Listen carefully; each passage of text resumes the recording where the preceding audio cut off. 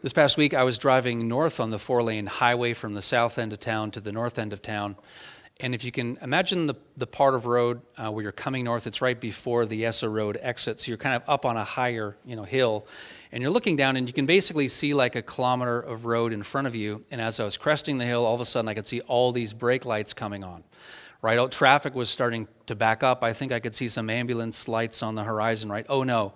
And people started to take a 45-degree angle to get off the highway, right? Because they wanted to get out from around it. And I thought, I can probably get to where I want to go by snaking through town. So maybe I should do the same thing. The exit's right there. And so I looked in my, blind spot, hit the blinker and got off just in time, right? Trouble ahead, better go around.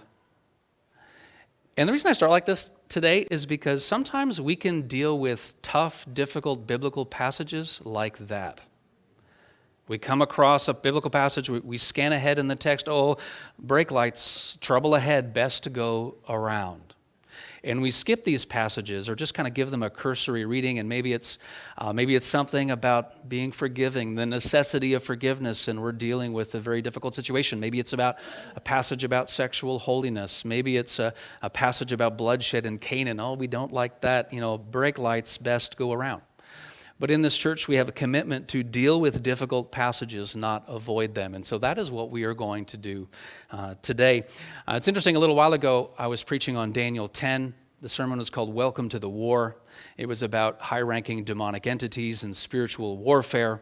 So that came out on the podcast one week. That same week, I released a blog and an episode called 3 Things That Married Christian Men Should Pray For. Right? 3 prayers for married Christian men, and it was about wanting to be godly men and having eyes that were only for our wives and being faithful examples to our children. But I don't know, there's something about that same week where there's a podcast released on spiritual warfare and something about prayers that married Christian men should say. That week was the single biggest drop in subscriptions in 10 years. Do I really care? No, these things go up and down over time. But isn't that interesting? What is it about that? Unsubscribe, brake lights, best go around some of these things we would rather not wrestle with. Now, Julie sent me a story a little while ago, thank you, Julie, it was an illustration, a story of something, and she thought, you're a preacher, you might have use for this, and today's the day, so here it is. Where scientists created this biosphere and for the ideal growing environment for trees and shrubs and such. And what they found in this quote-unquote ideal growing environment is that trees grew quickly, but they fell easily. Grew quickly, fell easily. Now, why is that? Because in this quote-unquote perfect environment, there was no wind. And so because there was no wind, the roots of the trees didn't go down very deeply. Right? Apparently, it's to do with the wind somewhat. When there's wind and resistance and the trees have to deal with that, then the roots go down deeper into the soil. Well, we as people are kind of like trees. Not in all ways, obviously, but in some ways. The idea, it's only with a bit of turbulence, some of the, quote, winds of life, some of the adversities, some of the difficult things that we deal with, only then really is it when our roots grow deeper and we become more mature and stronger to handle some of the things that life throws our way. And so today's text is challenging. It's not politically correct. We see flashing lights, so to speak, but it is an opportunity for our minds to strengthen and the roots of our faith to grow deeper. This is in the context of our current teaching series on 1st and 2nd Peter. It's called Rocky. This is the fisherman-turned-apostle, and he is writing in the early 60s in the first century under the oppressive Roman rule, and he's writing to Christians who feel like exiles. They feel like strangers in their own communities, in their own countries, writing to a place called Asia Minor, and this is a variety of provinces, but today it's what we would call Turkey. And he's really writing to them in the context of them experiencing more and more persecution because of their faith. And so he's telling them to have hope and to keep persevering despite the adversity that they are going through. And so in today's section of text, probably the most difficult, certainly the most politically incorrect through the entire series, he will speak about honoring the emperor, who is a bloodthirsty tyrant and who Peter knows is a bloodthirsty tyrant. He will talk about the posture of slaves to masters and the relationship between husbands and wives to husbands. So we're going to begin the text at 1 Peter 2, chapter 13, and we're going to read to chapter 3, verse 7. We're going to go through the text. We're going to explain it. We're going to explain some background. There will be things that you maybe anticipate, some things that you never anticipated before, and some of you might see some of these passages in a new way. Verse 13, be subject for the Lord's sake to every human institution. Now we're going to start right there, because this is kind of like a theme verse that kind of sets the tone for 3 sections of text that Peter is going to teach in the words that follow. Be subject to. Now this is important. We're going to come back to this. Originally, it was a military term, to rank under, to place under command of. So military order, okay? And then he says, be subject for the Lord's sake to every human institution. So this is really critical because this is at the heart of Paul's overarching approach through these challenging passages, okay? And we're going to put up on the screen, and I'll repeat it a couple of times. In an increasingly hostile environment to their faith, followers of Jesus are to work within existing structures where possible, notice the brackets, where possible, while adopting an attitude that glorifies God and exemplifies his honor and goodness to others, okay? Now, does this mean blind obedience? No, it does not. Notice the brackets, where possible. Now, how do we know this? Well, because we're told throughout Scripture that we're always to put God first, right? Not only that, but in Acts chapter 5, we have a situation with this same person, this same author, Peter, right? The story of the early apostles is recorded in the book of Acts and elsewhere, where Peter, he's come up against this hostility with the governing authorities because he's preaching the name of Jesus. And what does Peter say in Acts chapter 5, verse 29? We must obey God rather than men, right? So clearly there are situations where the ways that you honor God need to trump some of these other human relationships. Continuing, whether it be to the emperor as supreme or to governors as sent by him to punish those who do evil and to praise those who do good. So that this isn't just theoretical, let's put this in a real specific historical situation. Who was the Roman emperor at this time? At this time, it was Nero who reigned from 54 to 68 AD. So Peter was most likely killed and martyred under this same emperor a few years later. Okay, he was crucified. Was he crucified vertically or upside down? We're not totally sure. One early source says upside down. Nevertheless, he's martyred under the same guy. Now get this. In the year 64, which is only probably a couple years from the writing of this letter, there's a fire in Rome. There's this big fire, and Nero is coming under criticism. Some think that the emperor himself started it. Anyway, he blames a specific group of people, perhaps as a scapegoat. He blames the Christians. And what does he do? He gathers up some Christians, and he puts them on poles in his garden, and he sets them aflame. He uses them as human torches for some of his parties and his feasts. Here's a kind of a well-known picture. It was by Henryk Shimaradsky. And if you notice on the right side, there's some tall poles. There's people wrapped in something, and they're getting set ablaze. That is what has happened. We have this from historical sources outside the Bible. This is the same emperor that Peter is saying we should be subject to where possible. Where possible. Verse 15, for this is the will of God, what? Here, that by doing good you should put to silence the ignorance of foolish people. Live as people who are free, not using your freedom as a cover-up for evil, but living as servants of God. Now, in the ancient world, rulers expected obedience from subjects in many ways, including in some situations that they would adopt their faith and their religion. So you need to be honoring the emperor in those ways. You need to be offering the pagan sacrifices.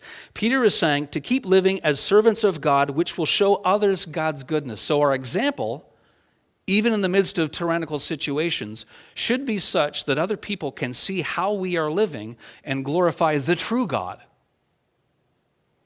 Verse 17, honor everyone, love the brotherhood, fear God, honor the emperor. Those are some pretty succinct statements. Brotherhood, this means the fellowship of the church, both men and women. So he uses the word honor twice there, so we should probably define what it is.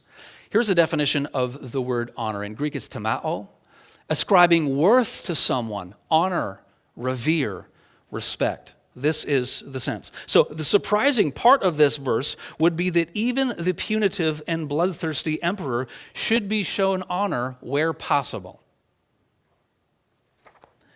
Second section of text. Let's continue verse 18. Servants, be subject to your masters with all respect, not only to the good and gentle, but also to the unjust, meaning the unjust masters. For this is a gracious thing when, mindful of God, one endures sorrows while suffering unjustly.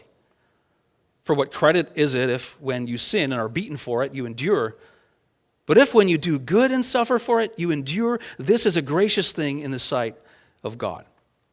Okay, so remember Peter's overarching logic. And I put it up there again. Let's be reminded of it. In an increasingly hostile environment to their faith, followers of Jesus are to work within existing structures where possible, while adopting an attitude that glorifies God and exemplifies his honor and goodness to others. Now, to understand and unpack what's really going on here, we need to understand that what is going on in the first century under the Roman Empire is somewhat different in terms of slaves and masters. What we think today, here in North America, when we think slaves and masters, because what do we think? We immediately go to, what do we know the most? We know the North American experience of slavery, which was race-based. That's what we think about, okay? So let me highlight a couple of differences. First of all, in the ancient world, it was not race-based as it was in the North American experience. Anyone could be a slave regardless of background. Okay? This was a major part of the ancient world. There were millions of slaves in the Roman Empire. Some historians say 10 to 20%. So one historian who even said up to 30% of the population are slaves. It's a major part of the ancient world. Anyone could be a slave. Many Greek doctors were technically slaves. Now, most slaves became slaves because of one of three reasons, and the first was war. So you get captured in a war, you become a prisoner, you can become enslaved. The second is because so many people were slaves. Many people were born into it. Makes sense. You're in a household, your family are slaves or servants, you get born into it. The third was through volunteering.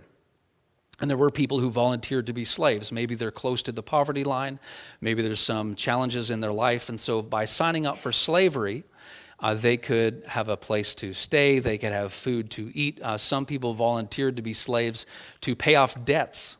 Right? It's not like there's a intricate banking system back then like there was now. Most slaves would go free by the time they were 30. Some, in some situations, chose to stay because the situation was better for them, or maybe they had responsibilities. Some households could provide education, and in some cases, they actually became very attached to their families. But nevertheless, even though, so what I'm describing in the first century experience was very different than what we understand from more modern North American slavery, I don't want to give the impression that it's all great, because it wasn't. There were many challenges and dangers. For example, heads of household could kill slaves. Women were especially vulnerable, especially to sexual exploitation. And men could often be sold as gladiators, and of course, they would be killed in a gruesome, quick fashion. Now, a controversial issue here is verse 20, verse B. But if, when you do good and suffer for it, you endure, this is a gracious thing in the sight of God. Now, people ask, does this mean that God thinks that it is a good thing when people are beaten and suffer? That's not what Peter says. It's specifically not what he says. The idea here is that when you do good, you are seeking to do good and you suffer, God sees your grace in the midst of your suffering. He sees you. He sees your grace despite the pain that you are enduring. And he continues with this theme in verse 21. For to this you have been called, because Christ also suffered for you, leaving you an example so that you might follow in his steps. He committed no sin, neither was deceit found in his mouth. When he was reviled, he did not revile in return. When he suffered, he did not threaten, but continued entrusting himself to him who judges justly. He himself, meaning Christ, bore our sins in his body on the tree, that's a euphemism for the cross, that we might die to sin and live to righteousness. By his wounds you have been healed. For you were straying like sheep, but now have returned to the shepherd and overseer of your souls. So in this section of text, we need to keep in mind that slaves are often given little value. So they're in this difficult situation. They're often given little value. And Peter ascribes to them value and worth and says that their suffering, when they do good, they're actually being like Jesus, who also suffered, though he did no wrong. And so I think there's a pastoral tone here, is that as people are enduring these situations, he's actually encouraging them. Imagine how encouraging it would have been to a slave to hear that they share in the dignity of Christ. In a world that in many ways does not value them, they actually share in the dignity of Christ. And Peter is so familiar with the Old Testament, he brings in several verses from Isaiah 53 to do so. Now, what comes next is perhaps the most controversial of 1 Peter, but it's interesting for reasons I'll explain shortly.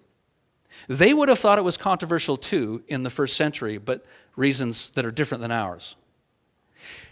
They would have been offended, I think, for what it said about men.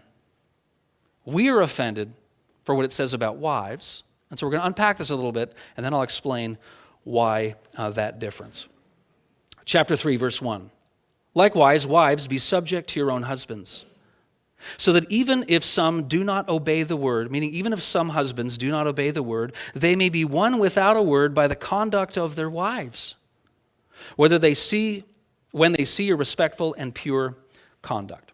Okay, so a couple of things. Remember Peter's overarching intent. In an increasingly hostile environment to their faith, followers of Jesus are to work within existing structures where possible, while adopting an attitude that glorifies God and exemplifies his honor and his goodness to others. Okay, so earlier when we looked at that phrase, be subject to, I quoted Norman Hillier, who said that really this is a military term of order.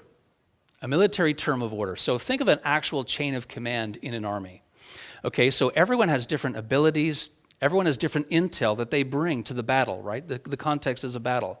And everyone brings this intel and everyone is working together. But at one point, if you have two people at the top of the chain command who are kind of at loggerheads all the time, that is not really going to help the battle and the army at large. And so the idea is there is this loving order where a man is the head of the household, just as Christ is the head of the church. So we see that logic actually in Ephesians 5, where the Apostle Paul says that same thing. Wives subject to husbands as Christ is head of the church, so a husband is head of the household. And so in this sense, there's actually a cooperative yielding. And again, think that military kind of order of command structure is helpful. Everyone's bringing intel, everyone's bringing gifts and abilities. Hebrew language scholar Robert Alter, when he looks at the language that is used in the Hebrew back in the book of Genesis between Adam and Eve, he says, the wording for Eve isn't, helper is too weak. The word that is used is much stronger, like a right-hand man, or in this case, a right-hand woman, in a military context. Someone who is with others in the context of battle. So it's a cooperative yielding in the order of loving command for the unity of the household who is in some sort of spiritual battle. Now, Peter goes on to say, even if some do not obey the word. So clearly there's a context where there's some believing wives and some unbelieving husbands. And again, there are some crossovers with today, but not totally. So today we read this and say, well, some of the husbands were sitting at home on the couch, twiddling their thumbs. They're atheists. Well, it's not really the case in the ancient world. Most people are quite religious. They're just religious in different ways. So the context here is probably these men are not worshiping the one true God. But what they're doing is they're still engaging in the false pagan worship and offering those sacrifices in the temple. And the idea is that they may be won without a word. So does this mean that women can't say anything? No, it doesn't mean that, because we know from other passages that there are times, many times, where it's appropriate to talk about and share your faith. The idea here is that the pressure isn't all on that, because being an example of the grace and truth of God actually does make a difference in the lives of many husbands. Continuing, verse 3, do not let your adorning be external, the braiding of hair and the putting on of gold jewelry, or the clothing you wear, but let your adorning be the hidden person of the heart with the imperishable beauty of a gentle and quiet spirit, which in God's sight is very precious. For this is how the holy women who hoped in God used to adorn themselves, by submitting to their own husbands, as Sarah obeyed Abraham, calling him Lord. Notice it's a small L, it's more like sir. This is from Genesis 18. And you are her children if you do good and do not fear anything that is frightening. Now he starts this section by talking about the braiding of hair and gold jewelry. If you came to church with braiding in your hair and a gold necklace, fear not. Okay, this is not really what you think it means. So what we've been doing is we've been trying to look at contextually and historically what is actually happening, okay? These words in context referred to an elaborate and expensive habit among the wealthy to nearly totally cover the hair with gold spangles in a braided fashion, so most of the hair was not seen, in kind of a crown-like design that raised a few inches above the head. So it's incredibly elaborate, expensive, and it's meant to draw attention to yourself. So based on the words that are using, that is specifically what is being described here. So it's about drawing attention to yourself in all the wrong ways. And today we might add wearing clothing, which is clearly something which is immodest. You know, there's this trend of very short shorts where like someone's backside is hanging out the shorts. Like that would be in this category, right? Let your adorning be the hidden person of the heart. The focus is on internal beauty and modesty. He goes on to talk about a gentle and quiet spirit, i.e. not argumentative, right?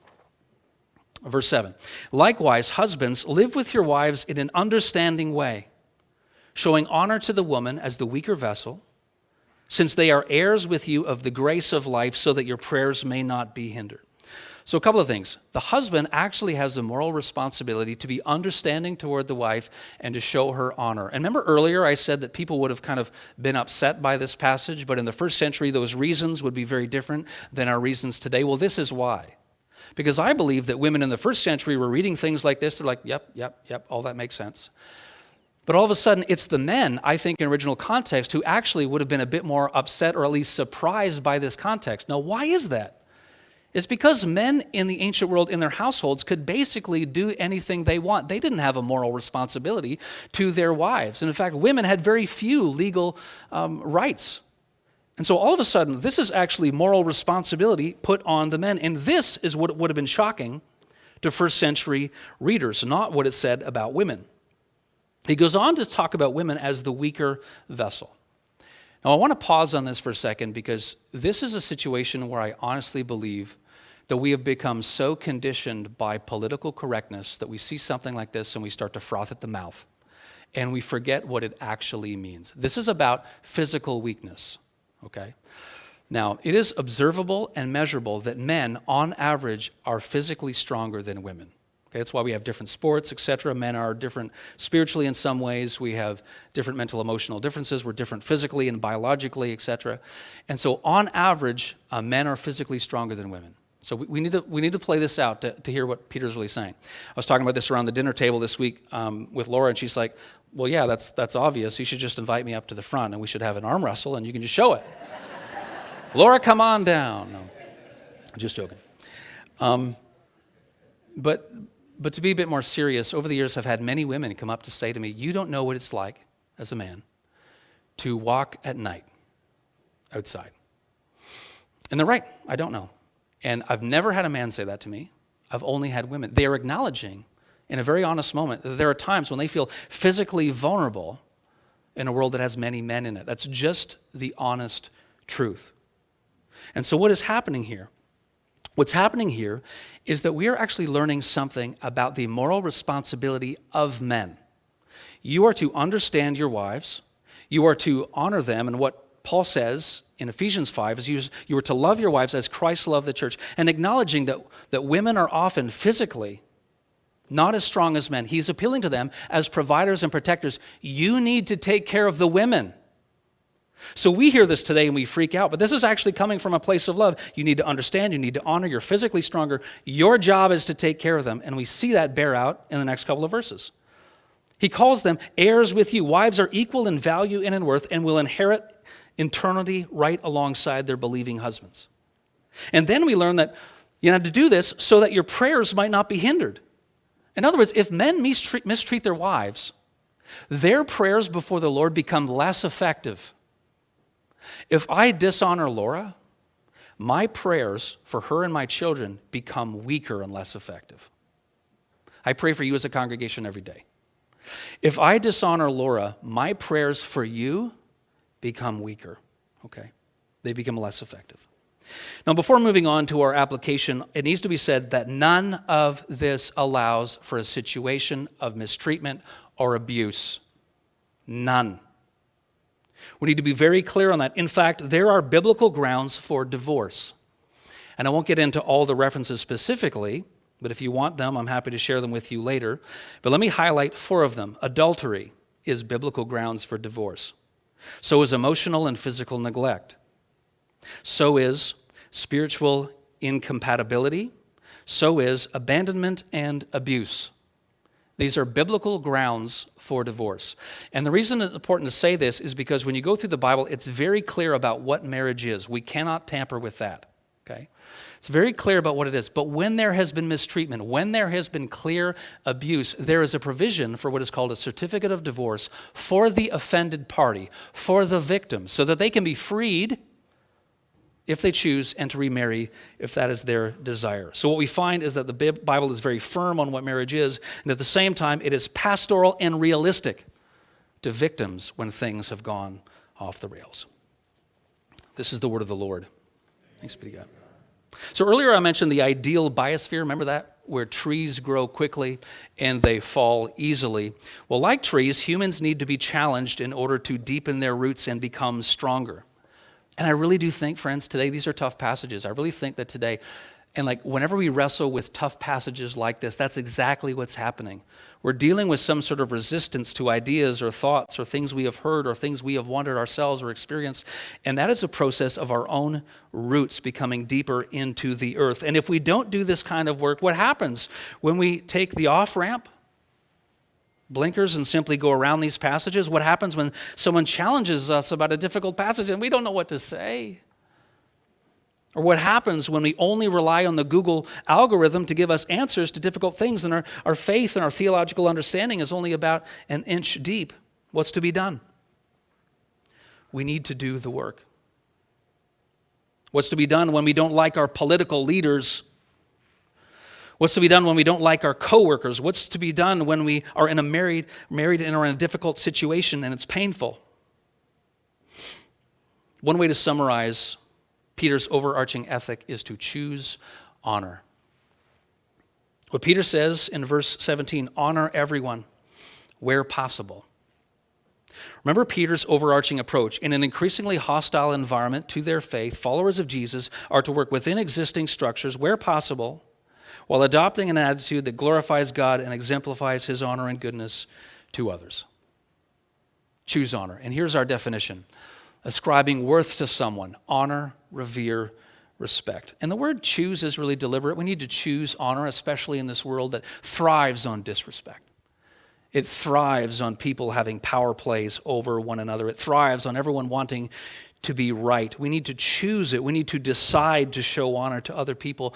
And when we do so, we are cooperating with a way of life that glorifies God and which exemplifies his honor and goodness to others. Tim Keller says that a sailboat moves swiftly because the sailor honors its design.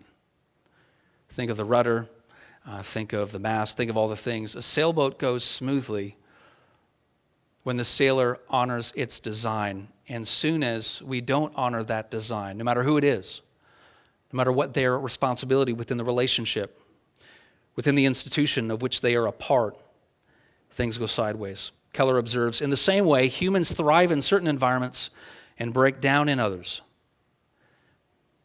They thrive in certain environments and break down in others. May we honor the people around us according to the word and will of God, to the praise of God. Choose honor.